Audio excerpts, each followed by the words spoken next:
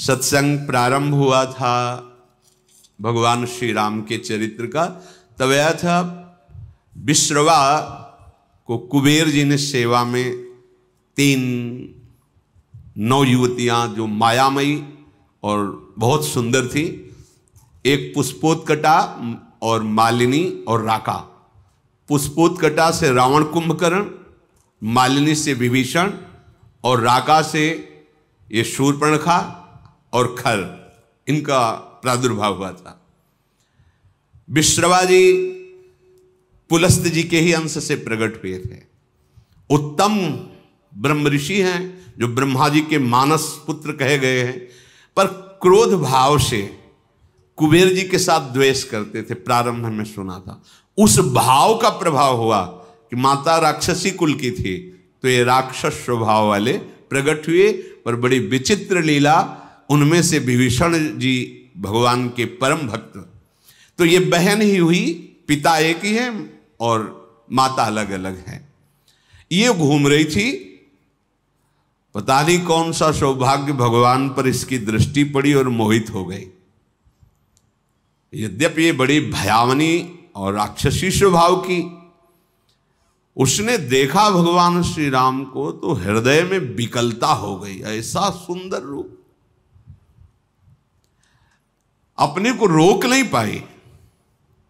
प्रणाम है भैया, भगवान के रूप में कौन नहीं मोहित हो जाएगा, प्रणाम है।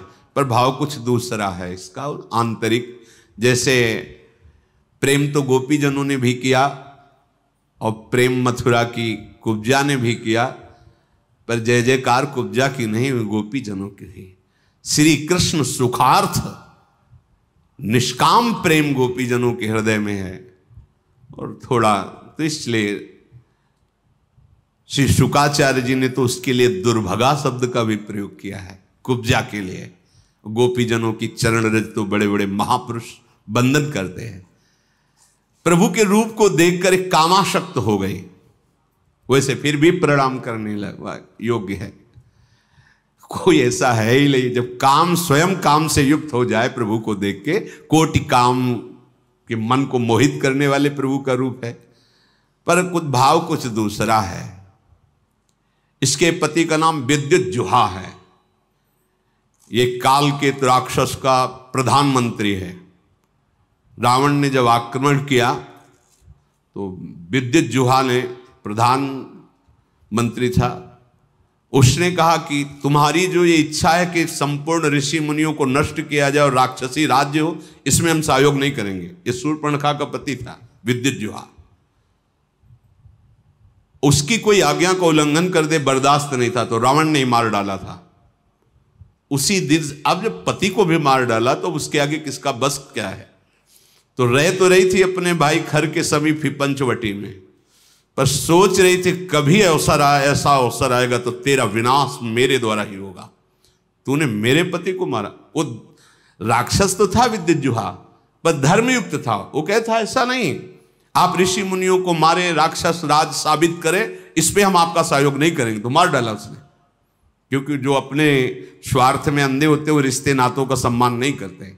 अब ये स्त्री शरीर में थी तो राक्षसी, पर मन मारे बैठी थी कि कोई हमें ऐसा।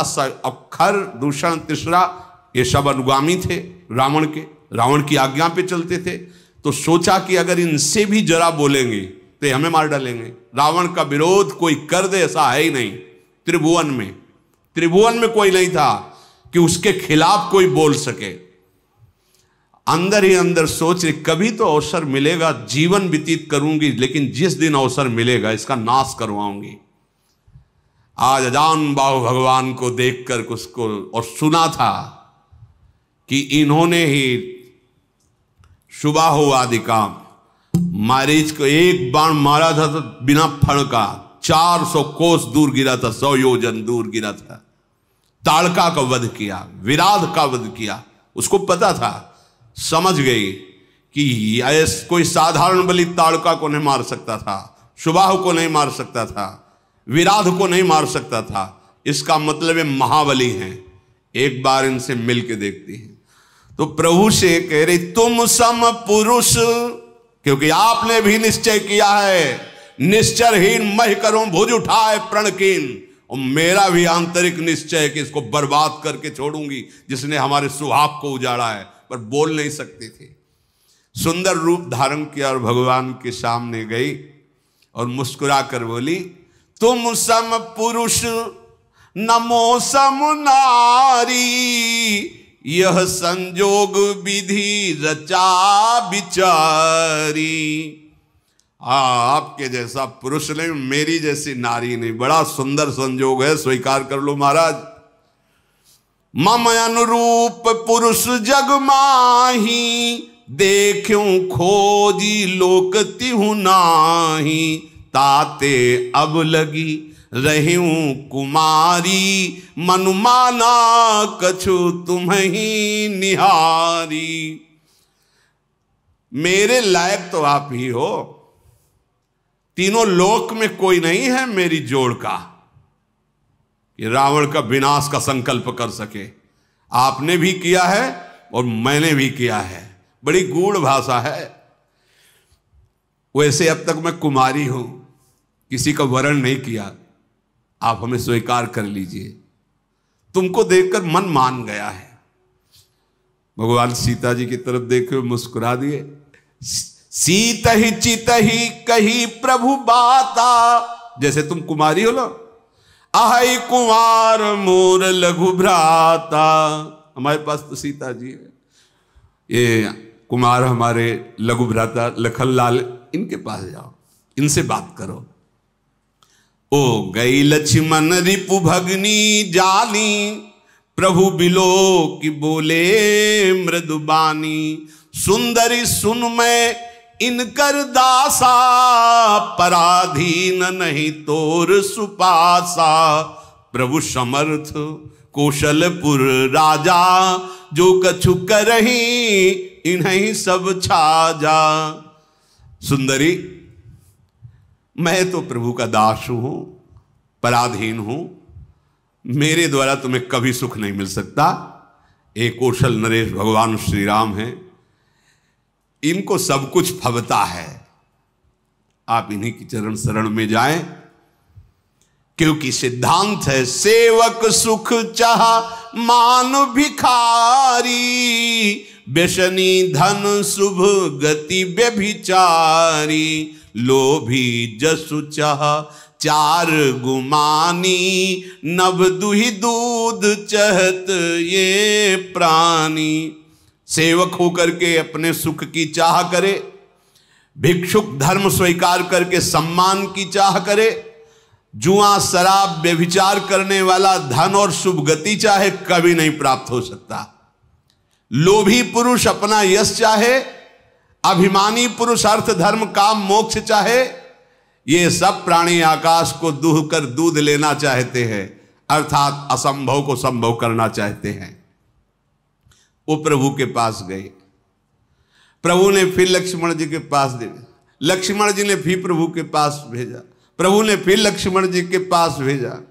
लक्ष्मण जी ने कहा कि तुमको वही भरेगा जिसके एक इतनी भी लज्जा नहीं होगी। लक्ष्मण जी ने कहा, लक्ष्मण कहा तोई सो बरई, जो तृण तोरी लाज परिहरई। जिसने तृण तोड़ कर लाज का त्याग कर दिया, तेरी जैसे को वही वरण करेगा। अब तो सुंदर रूप त्याग कर आ गई शूर्पणखा के रूप में, भयानक रूप। तब खिसियानी राम पही गई, रूप भयंकर प्रगटत भई। सीत ही सभय देखी रघुराई, कहा अनुज सन शयन बुझाई। सीता जी को भयभीत देखकर भगवान ने पीछे किया सीता जी को, लक्ष्मण से कहा हिसाब कर दो इसका। नाक कान काट लिए। लक्ष्मण तिलाघो सो नाक कान बिन कीन, ताके कर रावण को मनो चुनौती दिन। नाक कान काट के मानो निशाचर राज रावण को चुनौती भेजी हो। लक्ष्मण जी ने शूर्पणखा को नाक कान रहित कर दिया। अब तो जब नाक कान कटा तो ऐसा लग रहा था जैसे गेरू के पहाड़ से पानी का धारा गिर रहा हो, ऐसे खून बहने लगा। नाक कान बिनु भई बिकरारा, जनु स्रव शैल गेरु के धारा, खरदूषण पही गई बिल पाता, धिग धिग तव पौरुष बल भ्राता। नाक का वैसे विकराल थी, जब नाक कान कटा तो लाल लाल खून बह रहा और विकराल रूप हो गया। अब अवसर ढूंढा, अब विनाश का कार्य शुरू करूंगी। गई खरदूषण के पास और कहा, तू भाई है, बड़े बलवान बनते हो तुम, राक्षस राज बनते हो, देखो तुम्हारी बहन का नाक कान काट, तुम्हारे बल को धिक्कार है। तो किसने किया है? तब समझाकर बताया, यहीं पास में आए हैं एक राजकुमार जिनके साथ बहुत सुंदर स्त्री और दूसरे राजकुमार गोरे और इतने बलशाली कि तुम उनके सामने कुछ नहीं हो। देखो तुम्हारी बहन का नाक कान काट लिया। अब तो तुरंत आदेश किया, तो जैसे काजल के पर्वत पंख धर के उड़ रहे हो ऐसे ऐसे भयानक राक्षस अपने असली सब रूपों में युद्ध की तैयारी की। नाना वाहन नाना कारा, नाना युद्ध धर घोर पारा, सूपनखा आगे कर लीनी। आगे आगे सूपनखा नाक कान काटे हुए खून बहते जा रहे, पीछे से भयानक सेना, चलो ले चलो, कहां है वो राजकुमार। अब तो मृत्यु के वशीभूत होकर ये सब खिंचे हुए चले जा रहे हैं राक्षस, गरज रहे हैं, ललकार रहे हैं, कोई आकाश में उड़ रहा है, कोई बड़ी अपनी बलवीरता की डींगे हाँक रहा है। अरे कोई कहता जीते जी दोनों भाइयों को पकड़ लो, पकड़ के मार डालो, उसकी स्त्री को छीन लो, ऐसे आवाजें गूंज रही। भगवान ने धूल देखी, लक्ष्मण से कहा राक्षसों की भयानक सेना आ रही, तुम सियाजी को ले जाओ और कंदरा में गुफा में छुप करके रहो, सावधान रहना, बड़े मायावी राक्षस हैं ये। लक्ष्मण जी धनुष पर प्रत्यंचा चढ़ाकर बाण लिए हुए सीता जी को आगे करके गुफा में जाके सीता जी को विराजमान किया। अब वो राक्षसों की सेना समीप आई, राम जी ने टंकार की धनुष की, तूड़ी से बाण निकाल करके हाथ में लिया। कठिन टंकार सुनते ही कांप गए सारे राक्षस। सारंग धनुष की टंकार भगवान का ये दिव्यास्त्र है।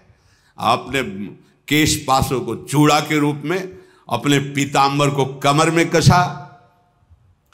आई गए बगमेल, धरहु धरहु धावत सुभट, जथा बिलो की अकेल, बाल रवि घेरत दनुज। पकड़ो पकड़ो, मारो मारो, ऐसा कहते हुए खरदूषण तीसरा पूरी सेना सब नजदीक आ गई। जैसे बाल सूर्य जब उदय होते हैं तो मंदेह नाम के दैत्य मानो घेर लिए हों, ऐसे भगवान को चारों तरफ से घेर लिया। भगवान ऐसे मंद मुस्कुराए सबकी तरफ दे। ये पहला बाण है। जी हुई मुस्कुराए तो जो सब धनुष बाण और सब अस्त्र लिए थे ना, सबके नीचे हो गए, देखते रह गए। इतने सुंदर राक्षस हैं, मारने आए, देख रहे। खरदूषण ने देखा कि यहां तो मारने आए थे, यहां तो सब लुट रहे हैं। भगवान को जब देखा तो उसने कहा मंत्री से कि मेरी बात इनसे कहो। कोई ऐसा आज तक मैंने देखा नहीं जैसा इनको देखा है। नाग असुर सुर नर मुनि जेते, देखे जीते हते हम केते, पर हम भरी जन्म सुनो सब भाई, देखी नहीं है सुंदरताई। इतना सुंदर रूप तो हमने कहीं नहीं देखा। सुनो, यद्यपि इन्होंने हमारी बहन को कुरूप किया, पर इनको मारेंगे नहीं, बहुत सुंदर है। देखो ये बात, भगवान के रूप को देखकर घोर निशाचरों के हृदय में भी प्रेम का स्फुरण हो रहा है। यद्यपि भगिनी कीन कुरूपा, बधलायक नहीं पुरुष अनुपा। जाओ अच्छा इनसे कह दो अपनी पत्नी को जो छुपा के रखा है हमें दे दो, हमारा बदला हो जाएगा। तुमने हमारी बहन के नाक कान काटे, तुम अपनी पत्नी, और जाओ आराम से, निर्भय हो जाओ, तुम्हें कोई नहीं मारेगा, तुम बहुत सुंदर हो। मंत्री से कहा जाके कह दो, मेरा कथन जाके उनको सुनाओ। दूत ने जाके भगवान श्री राम जी से कहा तो भगवान मुस्कुरा करके बोले, देखो तुम जानते नहीं हो हम क्षत्रिय राजकुमार हैं, तुम्हारे जैसे पशुओं का वध करना हमारा शिकार खेलना होता है। हम क्षत्रिय मृगया बन करहीं, तुमसे खल मृग खोजत फिरहीं। तुम्हारे जैसे राक्षसों का वध करना हमारा स्वभाव है, और तुम जहां लड़ना चाहिए वहां हमें सलाह देने आए हो। अरे तुम जानते नहीं, तुम हमें बालक मत समझो। काल भी हमारे सामने खड़ा हो जाए तो हम उससे पराजित होने वाले नहीं हैं। दैत्य कुल का नाश करना और मुनियों की रक्षा करना यह मेरा संकल्प है। तुम्हें हम बालक दिखाई दे रहे हैं, लेकिन दुष्टों को दंड देने के लिए संग्राम में आज तक कभी पीठ दिखाया हो रघुवंशियों ने, ऐसा प्रमाण नहीं मिला। और उसी वंश का मैं हूं। जाओ अपने स्वामी से कह दो, रण में ये मित्रता और कपट और चतुराई की बातें नहीं करते, युद्ध करना चाहिए। अगर तुम्हारे में सामर्थ्य नहीं तो भाग जाओ यहां से, अगर सामर्थ्य है तो युद्ध करो, ये सलाहें मत भेजो। ये जो ही बात कही तो जल गया खरदूषण। हमने तो इस पर दया की, ऐसा कटु भाषण करता है, तुरंत इसको मार डालो। अब योद्धा बाण धनुष तोमर शक्ति बर्छी कृपाण परिक कटार फरसा ये सब लेके राक्षस दौड़ पड़े, बड़े भयानक। सावधान होई धाये जान सबल आराती, लागे बरसन राम पर अस्त्र शस्त्र बहुभांति। तिनके आयुध तिलसम करिकाटे रघुबीर, तानि सरासन श्रवण लगी पुनि छाड़े निज तीर। भगवान ने अपने दिव्यास्त्र के द्वारा जितने राक्षसों के अस्त्र थे सबको काट दिया, और बहुत खींच करके जोर से बाण का संधान करके, बाण ऐसे फुफकारते हुए अमोघ बाण भगवान के हैं। कोई ऐसा नहीं बच रहा जो सामने खड़ा हो सके। कुछ कटते जा रहे हैं कई कई जगह से। जब बड़े बड़े निशाचर देखते भागना शुरू किया सामने से। जब भाग रहे तो खरदूषण लौट करके आवाज दिया, अगर कोई आप पीठ दिखाकर भागा तो मैं उसे मारूंगा। युद्ध में अकेले हैं और इनसे सब पीठ दिखा के आज तक न जाने कितने वीरों को मार के खा गए, मुनियों को खा गए, ये भी मुनि वेश में। इनको तुम पीठ दिखा रहे हो। कुपित जान करके कि हमारा जब स्वामी ही कुपित, फिर लौट आए। प्रभु कितनी शीघ्र बाण चढ़ाते हैं, संधान करते, किसी को पता भी नहीं चलता। किसी की छाती, किसी का सिर, किसी का भुजा, किसी का हाथ पैर कट कट करके गिरने लगे। पहाड़ के समान राक्षस, तो वहां रक्त की धारा बह रही है। हाहाकार मच गया। अब भगवान ने एक बाण ऐसा संधान किया कि सबको सामने वाला राम दिखाई दे रहा है। और वो पूरी भीड़ में राक्षसों की एक बाण सम्मोहन ऐसा कि सामने वाला राम, वो उसको काट रहा, उसको वो राम दिखाई दे रहे, वो उसको आप सही में राम राम कही तनु तजहि पावहि पद निर्वाण, करि उपाय रिपु मारे छन मह कृपा निधान। ये राम, वो ये राम। और कहा जा रहे हैं सब भगवान के धाम पहुंच रहे हैं, क्योंकि अंतिम में राम दर्शन और मुख से नाम, यही बड़े बड़े ऋषि जन मांगते, जो ऋषियों को भी नहीं मिलता। वो घोर राक्षसों को भगवान जब अवतार लेते हैं तब वो लाभ प्राप्त हो जाता है। हर्षित बरसई सुमन सुर बाजहि गगन निशान, स्तुति करी करी सब चले शोभित विविध विमान। देवता कर पुष्पों की वर्षा करते हैं। रघुनाथ जी ने इन पर विजय प्राप्त की। लक्ष्मण जी सीता जी को लेके आए, प्रसन्नता हुई। सीता जी श्री राम जी के उस रूप को देख रहे हैं, भ्रकुटी चढ़ी हुई, धनुष पर बाण संधान करते हुए, जैसे वैसे ही जब स्वरूप को देखा, नेत्र अघा नहीं रहे से अपने प्रीतम के रूप को देखकर। भगवान पंचवटी में विराजमान हैं, मुनिजन आकर बैठते हैं, भगवत चर्चा होती है। आगे आगे तो चली थी सूर्पनखा, जब भगवान के सामने आई तो सबसे पीछे पहुंच गई थी। जब सब सुहा हो गए, देखा इधर का काम पेट। अब वो वहां से गई लंका में और सभा में जाकर के हाथ पटक पटक के जमीन पे, छाती पे, माथे पे रोने लगी। रावण ने देखा, उसने क्या बात है, तेरी दशा ऐसी किसने की? बोले मदिरा पीता है और पड़ा रहता, सुख भोग करता है, ऐसे कहीं राज्य चलता है? सूर्पनखा ने कहा, करसी 500 दिन राती सुध नहीं तो सिर्फ परा राती। बहुत बड़ा दुश्मन आ गया है तुम्हारा, तुम राजनीति को जानते नहीं हो, केवल शराब पीते हो, मदिरा पीते हो और उन्मत्त होकर महल में बने रहते हो। जानते हो अगर विषयों का संग करे तो सन्यासी का नाश हो जाता है, अगर ठीक सलाह देने वाला मंत्री ना हो तो राजा का नाश हो जाता है, अगर मान प्रिय लगने लगे तो ज्ञान का नाश हो जाता है, मदिरा पीने का वाले का ऐश्वर्य और लज्जा का नाश हो जाता है, विवेक ना हो तो वैराग्य केवल नाटक रह जाता है। ऐसे ही यदि राजनीति सही ना हो तो राजा का नाश हो जाता है। मैं सही कहती हूं कि अब तुम्हारे नाश का अवसर आ गया है, बहुत बड़ा दुश्मन तुम्हारे समीप आ चुका है। दुश्मन को और आग को कभी छोटा नहीं समझना चाहिए। रावण, तू अपने अभिमान में है और सभा में तेरे जैसे भाई के होते हुए मेरी नाक कान काट ली गई, ऐसे चिल्ला चिल्ला के, तेरे जीते जी मेरी ऐसी दशा। सारी सभा खड़ी हो गई क्रोध से। शूर्पणखा बाह लंबी कर करके रावण से, तेरे जोश में चढ़ाए, अब तेरा विनाश होगा।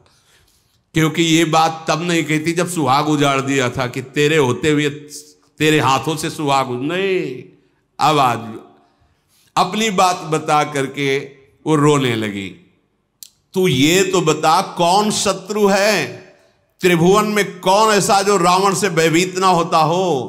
कहा है अयोध्यापति महाराज दशरथ के लाडले कुमार श्री राम, लक्ष्मण और बहुत सुंदर उनके साथ स्त्री है, वो आए हुए हैं, जिनकी भुजाओं का बल पाकर अय दशमुख रावण अब कोई भी मुनि तेरे से भय नहीं खाता।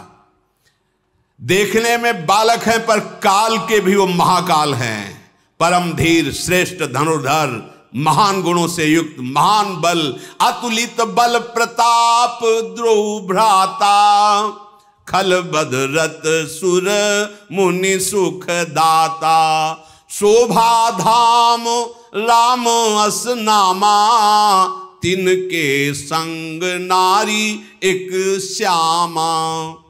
दोनों भाई महान बलशाली, परम सुंदर, शोभा के धाम, नाक कान कटे फिर भी कह रही परम सुंदर है वो, दुष्टों का वध करने में समर्थ है, शांत भक्त, देवता मुनि इनको सुख देने वाले हैं, उनका नाम है राम। उनके साथ बहुत सुंदर नवयुवती है। विधाता ने ऐसी स्त्री तो त्रिभुवन में बनाई ही नहीं है जैसी स्त्री है। 100 करोड़ कामदेव भी न्यौछावर हैं, ऐसा सुंदर स्वरूप राम जी का, तो 100 करोड़ रति भी न्यौछावर हैं, ऐसा सुंदर स्वरूप उस युवती का। उन्हीं के छोटे भाई, गोरे भाई लखन जी ने मेरी ये दुर्दशा की है। और जब मैं ये बात खरदूषण से कही तो पूरी सेना सहित वहां गए, खरदूषण, तीसरा, इन सब को काट के फेंक दिया, कोई नहीं बचा। शूर्पणखा की बात सुनकर रावण के माथे पे पसीना आ गया। उसने कहा कि सुर नर असुर नाग खगमाही, मोरे अनुचर कहां को नाही, खरदूषण मोहिसम बलवंता, मार सके को बिन भगवंता। ऐसा कैसे हो सकता है? खरदूषण तीसरा को कोई मार सके, ये तो केवल भगवान ही मार सकते हैं, दूसरा कोई मार ही नहीं सकता। सुर रंजन भंजन मही भारा, जो भगवंत लीन अवतारा। ये कोई साधारण ज्ञानी भी नहीं है, भगवान शिव का ये महान अनन्य भक्त है। अब स्वभाव में राक्षसी प्रवृत्ति है। विचार किया उसने कि खरदूषण, तीसरा, इनको तो भगवान ही मार सकते। और मैंने सुन रखा है ऋषियों से कि भगवान का अवतार होगा जो अपने भक्तों के मन को सुख देने वाले हैं। आहा, जो संसार के भार का हरण करने वाले हैं, उन्हीं भगवान का अवतार। तो क्या उन्हीं भगवान का अवतार हो गया? यदि वो भगवान हैं तो मैं जाई बैर हठि करऊं प्रभु सर प्राण तजे भौतरऊं। अगर भगवान है तो मैं उनसे बैर भाव की उपासना करूंगा, ऐसा दृढ़ बैर करूंगा कि उनके अमोघ बाण से परम पद को प्राप्त होऊंगा, क्योंकि मैं जानता हूं मेरे से भजन तो होगा नहीं। हो ही भजन न तामस देहा मन क्रम बचन मंत्र दृढ़। मैं राक्षसी स्वभाव का हूं, मेरे से भजन नहीं होगा, पर मैं बैर करूंगा, पर दृढ़ बैर करूंगा। इनके सिवा किसी और का चिंतन न हो, ऐसी दुश्मनी इनसे ठानूंगा। भक्ति से तो भजन होने वाला नहीं इनसे, पर इनका मैं ऐसा चिंतन करूंगा बैर भाव से। अंतिम समय तक इसका निर्वाह किया रावण ने। कहां राम रन हतोपचारी। अगर कहीं राजकुमार हैं तो अभी मजा चखाता हूं, अगर कहीं भगवान हैं तो दृढ़ वैर करूंगा, इनके बाणों से मैं परम धाम को